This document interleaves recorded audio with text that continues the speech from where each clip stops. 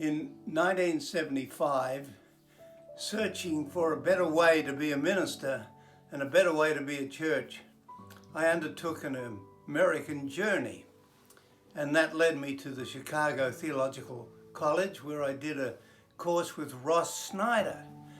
And while I was there, I asked the other theological students who was the most exciting person in the church at that time. And they told me about C Benson. And I hadn't heard of him, but they showed me his book. Well, this is a rather battered copy of Dennis's book, The Recycled Catalogue, published by Abingdon in 1975. And believe me, it was the newest and most exciting thing in the Christian booksellers at that time.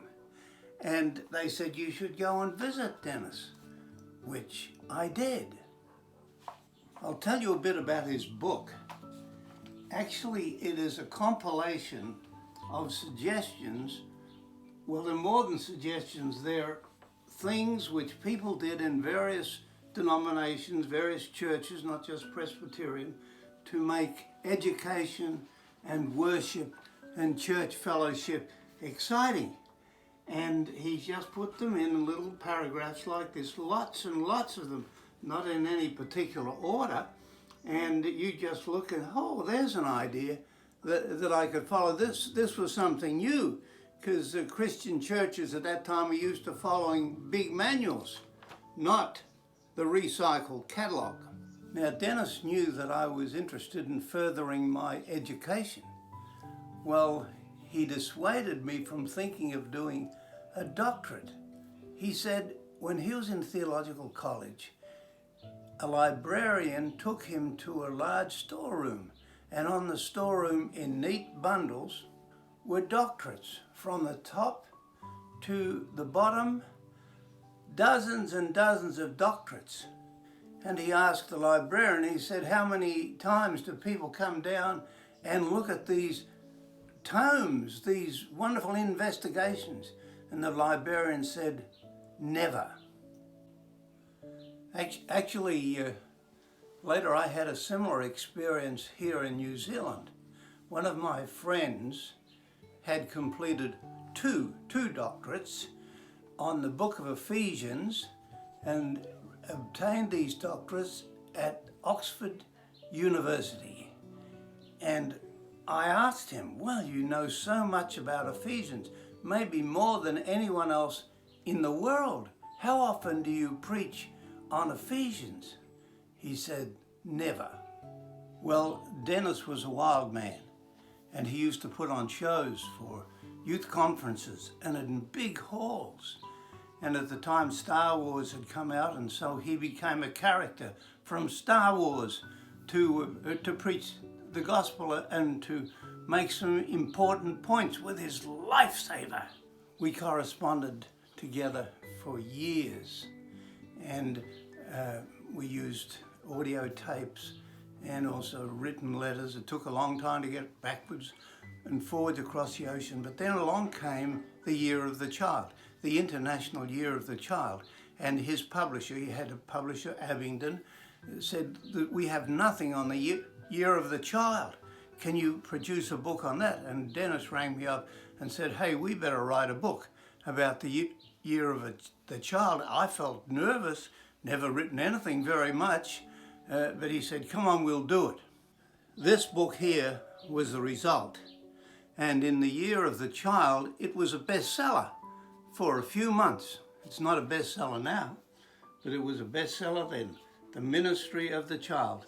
Dennis wrote half, I wrote half, and it was well received in the life of the church.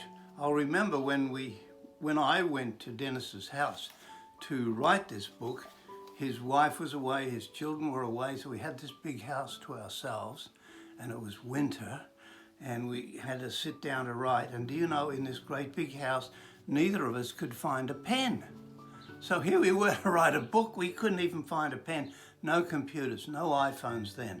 Now really, as a result of Dennis and he being my tutor, I finished up writing lots of material, producing all kinds of resources.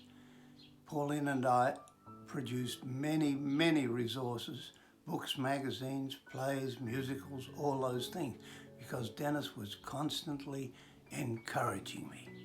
And I came back to Australia and New Zealand, and I was travelling all the time for the World Council of Churches and the Council for Christian Education.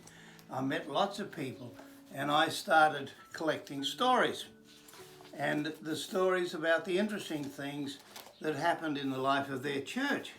And so I started to publish trekking, and later on Pauline joined me, and this magazine had about 2,000 subscribers. You couldn't really call it a magazine.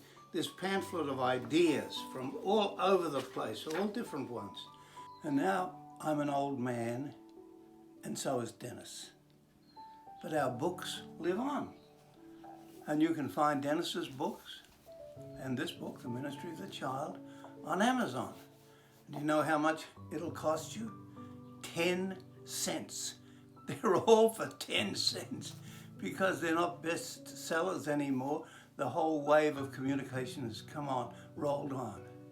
And so I'm old, and so is Dennis. And Dennis has been on dialysis for a long time. I think last time I heard he'd had 300 daily dialysis treatments. That's lengthy, it's painful, and it's difficult, and he's confined. And our books are selling for 10 cents, so where has our life gone?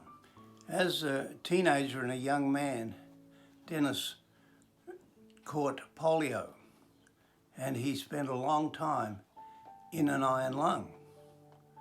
And the church sent along people to read the Bible with him and pray with him.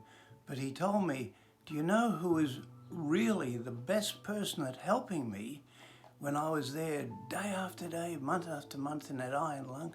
It was the lady who cleaned the ward. She would come in and she would talk with me as she swept and dusted, and we became friends. And she honestly gave me more help than any of the professionals who came. So here's the thing. Dennis lies in his dialysis situation. No one around him knows who he was, who he is. But what does he do? Well, he doesn't talk about his books and publications. He talks to the people around him, other people having dialysis, the staff who serve him. And he's made some wonderful connections with these people, just reaching out heart to heart. And I have to think, when you come to the later stage of life, what does it matter what you've done before? What matters is today, and making relationships with people around you today. That's what is really valuable. And if you've learned anything from your past life, it is that those human contacts are the most precious of all, and bringing friendship and understanding to whoever crosses our path. We don't need any banners to wave. I can just say, I'm Stan. How are you? How are you feeling today? That's a contribution. I'm glad to make it, and others make it to me and to Dennis. God bless you.